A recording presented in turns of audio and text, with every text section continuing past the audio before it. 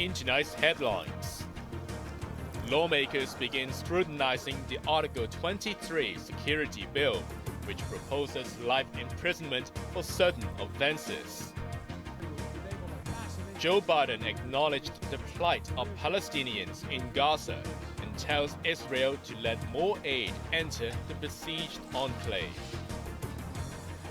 And Dragon Ball creator Akira Toriyama dies at the age of 68 after suffering a brain clot.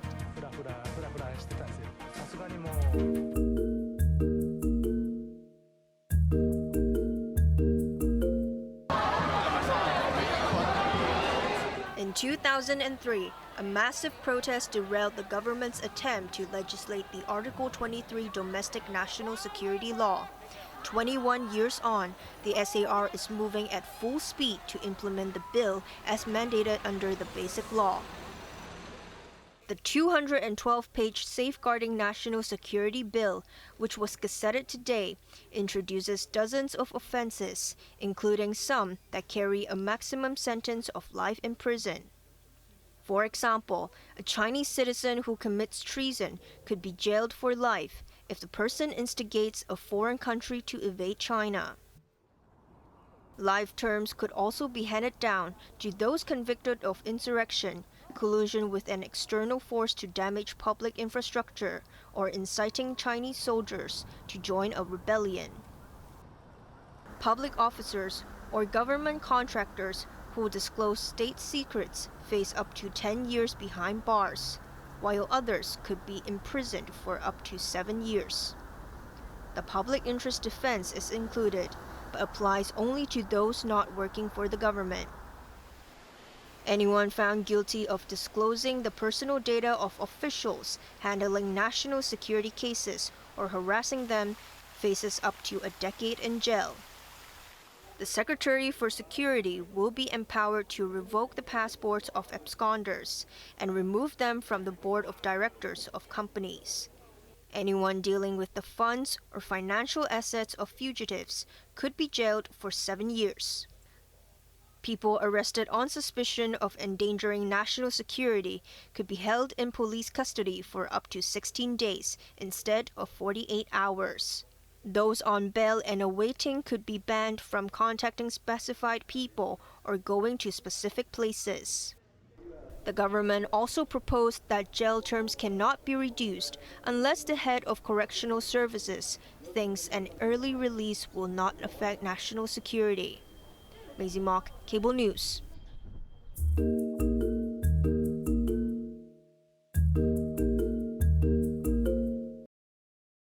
In an unprecedented move, the first reading of a bill has been held on the day that it was gazetted.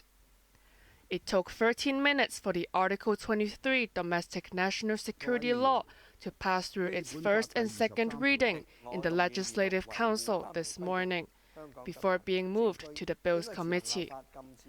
The process came 9 days after a month-long public consultation ended. Legislative Council President Andrew Leung said the government is speeding up the legislation in a bid to contribute to the stability and development of both China and Hong Kong.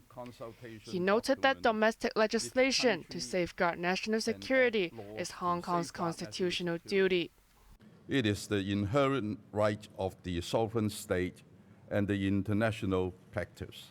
Upon the completion of the legislation for safeguarding national security, the Hong Kong SAR will be able to focus on developing the economy and improving people's livelihood, and ensure the steadfast and successful implementation of one country, two systems. If you look at other countries, they enact it within a day, 2 weeks. So why can't Hong Kong do it in a speedy manner? You tell me. Lawmakers from the DAB and the Federation of Trade Unions expressed their support, saying they would spare no effort to plug national security loopholes. DAB Vice President Holden Chow said Article 23 ensures the protection of human rights and the business environment, and will benefit Hong Kong and safeguard its prosperity. Unionist lawmaker Jovi Chan disagreed that the government is proceeding at breakneck speed, saying Article 23 should have been implemented at the handover 27 years ago. The bill is expected to become law before the middle of next month. Janice Yu, Cable News.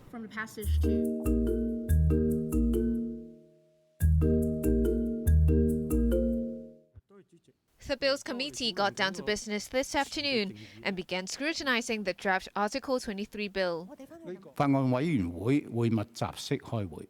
Committee Chairman Martin Liao said lawmakers will work intensely to get the bill passed as soon as possible. 今日我覺得真係一個歷史嘅時刻。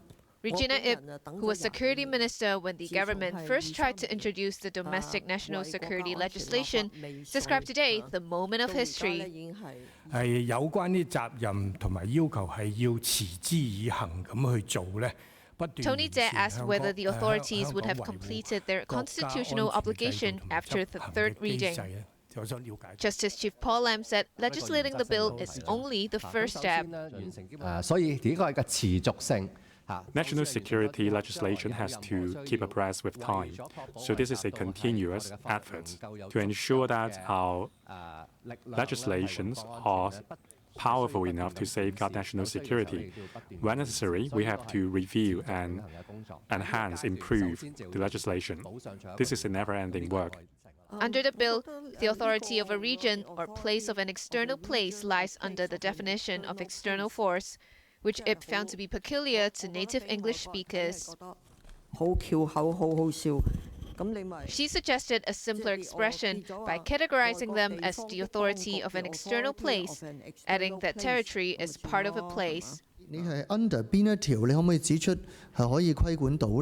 Kennedy Wong expressed concern over the categorization of external force, saying some terrorist groups hold extreme religious beliefs. Ivan Leung from the Department of Justice said that depends on the extent of the area a terrorist group controls. In a rare move, the Bills Committee will meet for 8 hours each day during the weekend. Janice Low, Cable News.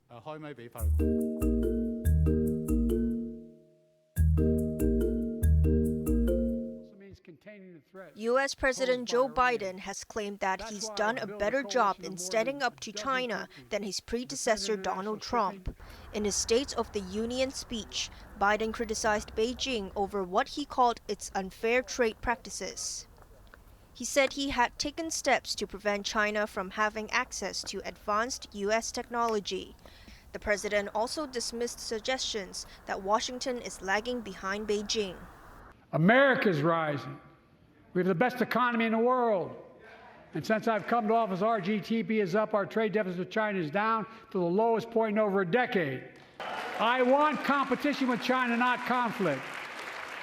And we're in a stronger position to win the conflict of the 21st century against China than anyone else, for that matter, than any time as well.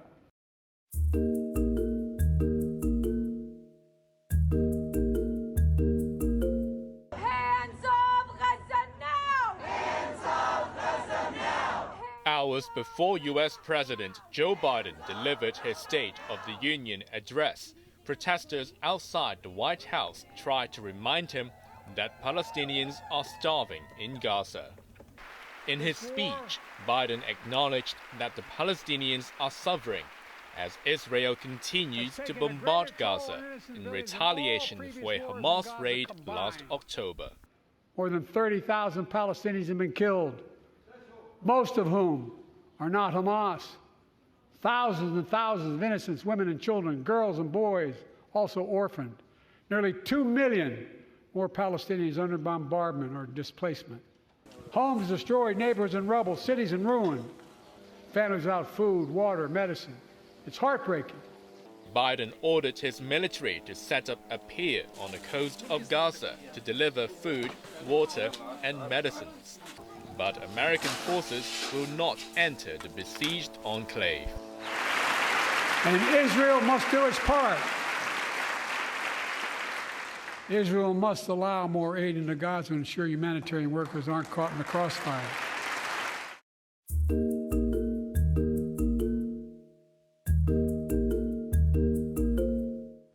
Fans of Japanese comics are mourning the death of Akira Toriyama, the creator of the best-selling Dragon Ball series.